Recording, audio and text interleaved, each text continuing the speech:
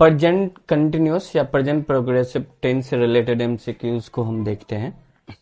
जैसे पहला क्वेश्चन है, आपको बनाना है, जैसे कि अगर आप इस एमसीक्यूज को बनाना चाहते हैं तो आपको जो मैंने प्रेजेंट कंटिन्यूअस या प्रेजेंट प्रोग्रेसिव टेंस पढ़ाया उसको आपको पूरा देखना पड़ेगा। अगर आप उसे देखते हो तो कीवर्ड्स के आधार पे और स्ट्रक्चर्स के आधार पे इस एमसीक्यूज को आप बहुत ही आसानी से बना सकते हो।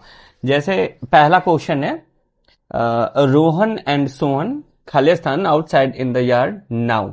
अब चार ऑप्शन है, playing, is playing, are playing, play.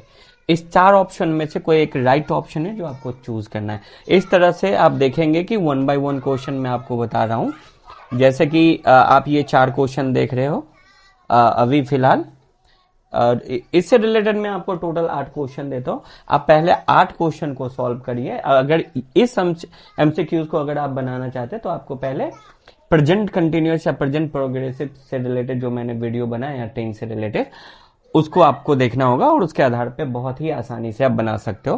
पहले आप खुद ही इसको सॉल्व करें, उसके बाद मैं आपको एक एक करके वन बाय वन करके मैं आपको इसे सॉल्व करूँ।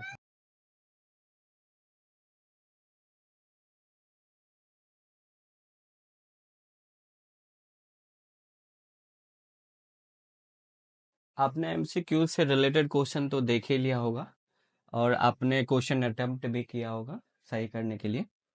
बट उसका हम आंसर देखते हैं। पहला का आंसर है सी, दूसरा का ए, तीसरा का डी, चौथा बी, पांचवा ए, छठा डी, सातवां बी और आठवां डी। इस तरह से जो मैंने 8 एमसीक्यूज के क्वेश्चन दिए थे उसका आंसर, करेक्ट आंसर इस प्रकार है।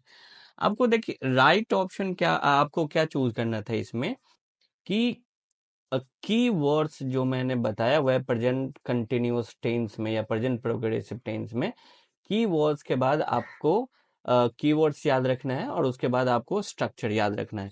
ये जिस तरह से स्ट्रक्चर देख रहे हैं, आपने देखा होगा कि हमेशा हम प्रेजेंट कंटिन्यूअस या प्रेजेंट प्रोग्रेसिव टेंस में सब्जेक्ट के बाद इज आर एम के बाद हो सकता है कि ऑप्शन में आपको वर्ब का पहला रूप दे दे, हो सकता है कि सब्जेक्ट के बाद इज आर एम के बाद वर्ब का पांचवा रूप दे दे, हो सकता है सब्जेक्ट के बाद इज आर एम के बाद वर्ब का दूसरा रूप दे दे, हो सकता है सब्जेक्ट के बाद इज एम के बाद वर्ब का तीसरा रूप दे दे, और हो सकता है कि सब्जेक्ट के बाद इज एम में से वर्ब का चौथा रूप दे।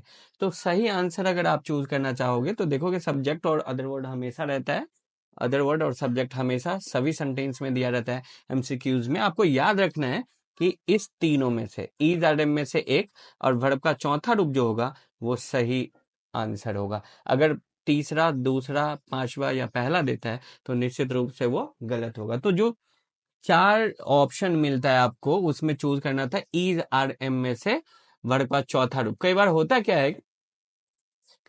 क्या है कि आपको क्वेश्चन में जैसे मान लीजिए ए में दे दिया, अगर किसी सब्जेक्ट के साथ, अगर मान लीजिए कि सब्जेक्ट यू है तो यू के अनुसार आर होना चाहिए और वर्ग का चौथा रूप। हो सकता है कि ए में आपको आर और प्लस वर्ब का कोई पहला फॉर्म यूज कर लिया हो और पता चला कि दूसरे में ऑप्शन बी में आर प्लस वर्ब का चौथा ऑप्शन यूज किया गया हो, तो निश्चित रूप से इसमें करेक्ट आंसर क्या होगा, बी।